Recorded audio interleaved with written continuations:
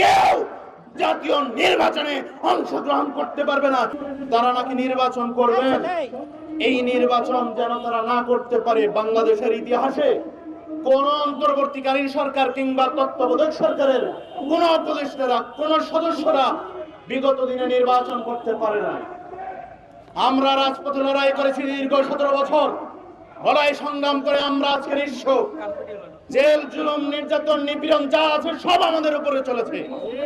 Jail, জুলুম, নির্যাতন, নিপীড়ন যা আছে সব আমাদের উপরে চলেছে। আমরা ক্ষমতার স্বাদ পাইনি। তারা 36 দিন আন্দোলনের পরেই নির্বাচন ক্ষমতার চেয়ারে বসে গেছে। এখন হাজার কোটি টাকার মালিক হয়ে তারা স্বপ্ন করে আগামী 5 বছর ক্ষমতার চেয়ার আঁকড়ে ধরবে। এই সুযোগ আমরা দিতে চাই না। কথা পরিষ্কার, জাতীয় নির্বাচনে ডেট ঘোষণা করতে হবে অবিলম্বে, এবং সকল উপদেষ্টা কেউ জাতীয় নির্বাচনে অংশগ্রহণ করতে পারবে না, ডিক্লারেশন দিতে হবে।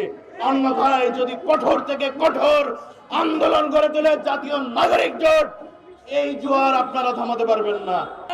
জুলাই অভ্যুত্থানের পর যেই আশা আকাঙ্ক্ষা নিয়ে এই সরকারকে বসিয়েছিলাম, কেন যে আমাদের মা বোনরা ধর্ষিত হচ্ছে, যারা বাংলাদেশে গুম, খুন, ধর্ষণের রাজত্ব কায়েম হয়েছে, সেটি নিয়ন্ত্রণ করতে সর্বরকমের ব্যর্থতার বহিঃপ্রকাশ ঘটিয়েছে।